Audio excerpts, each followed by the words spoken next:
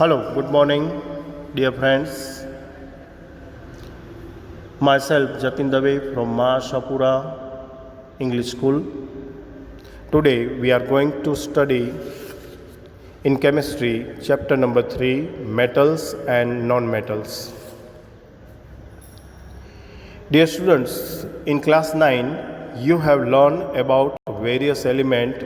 You have seen that element can be classified as metals or non-metal on the basis of their properties. So, according to your knowledge, we classify the element based on their properties of conductivity with suitable example. We can say that elements can be classified into 3 categories on the basis of their conductivity. First, metallic elements. They have high value of electrical conductivity. For example, copper, aluminum and silver. Second, non-metallic element. They have low values of electrical conductivity. For example, oxygen, nitrogen, chlorine. Third, metalloids. The values of their electrical conductivity is lower than metals but higher than non-metals. For example, silicon and germanium. Now, let's first textual point 3.1 physical properties and subtopic 3.1.1 metals.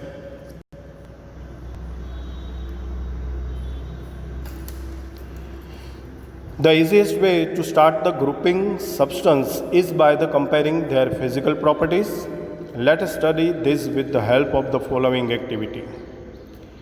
Here we performing activity 3.1 to 3.6. Collect the sample of following metals like iron, copper, aluminum, magnesium, sodium, lead, zinc and any other metal that is easily available.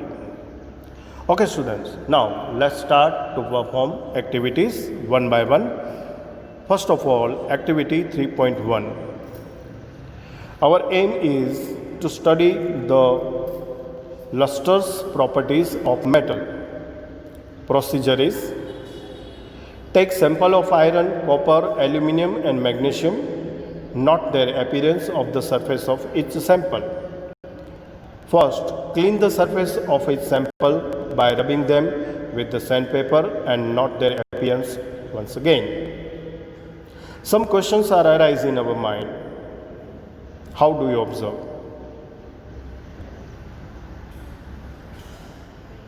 First question is, how does the surface of sample of metal appear? The surface of sample of metal appear dull. Second question is, what happens when the surface of sample of metal is rubbed with the paper? When the surface of sample of metal is rubbed with the sandpaper, it appears shiny. Metals have shiny surface in their pure form.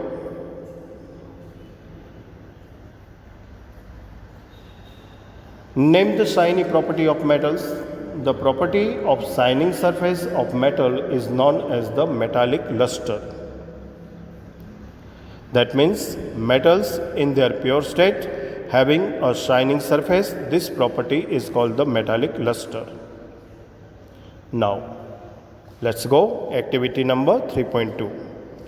Take small pieces of iron, copper, aluminum and magnesium. Try to cut these metals with the sharp knife and note your observation. Hold a piece of sodium metal with a pair of tongues. You always handle sodium metal with care. Dry it by pressing between the walls of the filter paper.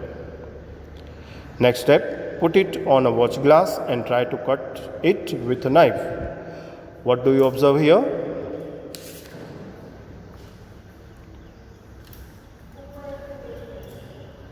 Some question arise during the observation. First one, can we cut the metals such as the iron, copper, aluminum, magnesium with a knife? Answer is no. We can't cut. Okay. Can sodium metal be cut with a knife? Yes, we can cut the sodium metal into pieces. That means we will find that metals are generally hard and their hardness varies from metal to metal. Now, activity 3.3 is to study that metals are malleable.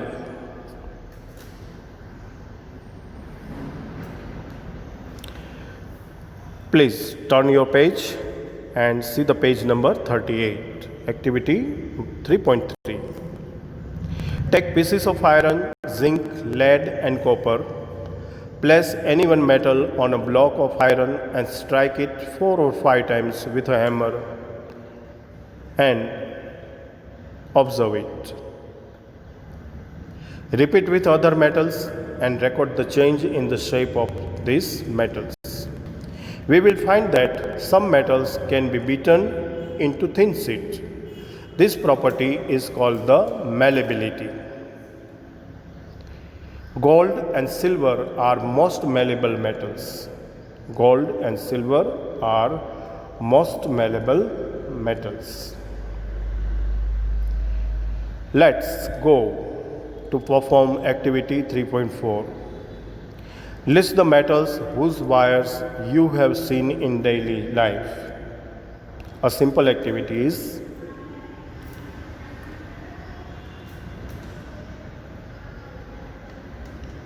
here to study that metals are ductile. So, first of all, what is meant by ductility? Ductility means the ability of metals to be drawn into thin wires, or is called the filaments, is called ductility. Once again repeat, the ability of metals to be drawn into a thin wire is called ductility. Gold is most ductile metal. Gold is most ductile metal. The maximum length of wire which can be drawn from 1 gram of gold is 2 kilometer length. It's 2 kilometer length. One more question arises here. Why the metals can be given different shape? Why the metals can be given different shape? Metals can be given different shape due to their properties like the malleability and ductility. Malleability and ductility. Now, let's go to perform activity 3.5. First, see the figure carefully and then we start the proceed. Here we show that metals are good conductor of heat and possess high melting point. So, beginning the procedure, take a aluminum or copper wire. Clamp this wire on a stand as shown the figure. Fix a pin to the free end of the wire using wax. Hit the wire with a spirit lamp, candle or a burner near the place where it is clamped. What do you observe after some time? Note your observation and say, does the metal wire melt? Here we observe, due to the heating, metal wire expands and the pin is displaced forward. This indicates that heat flows through the wire and melts the wax, but wire does not melt. Which property of metal is observed in above activity? We says that metals are good conductor of heat and have high melting point. Metals like silver and copper are the best conductor of heat. Example is silver and copper. And lead and mercury are poor conductor of heat. Lead and mercury are comparatively poor conductor of heat. Now activity 3.6. First one, show the figure. In your textbook, page number 39. Here, our aim is to study the property of electrical conductivity of metal. First, set up the electrical circuit as shown in the figure. Place the metal to be tested in the circuit between terminals A and B as shown. Does the bulb glow? What does this indicate? We must have seen that the wire that carry current in our home have a coating of polyvinyl chloride, means PVC, or a rubber like material. One more question arises: why are electrical wire coated with such a substance? What happens when the metals strike a hard surface? Do they process a sound?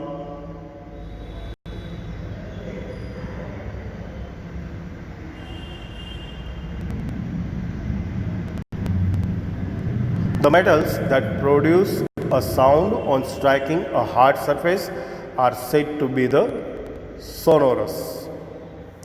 The metals that produce a sound on striking a hard surface are said to be sonorous.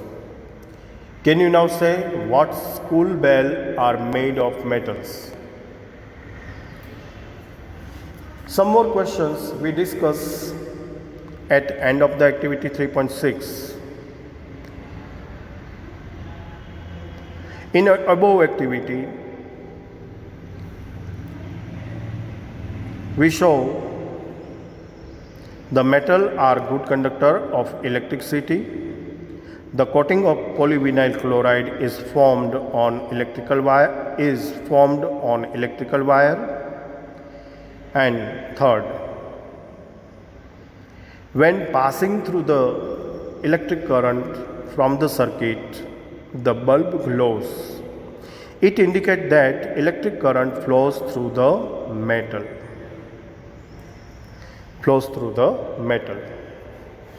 Dear friends, I hope so you understand and perform a simple activities 3.1 to 3.6, and now you are ready to answer the common property of the metals. So tomorrow we will be start our next video with the list of common properties of metal.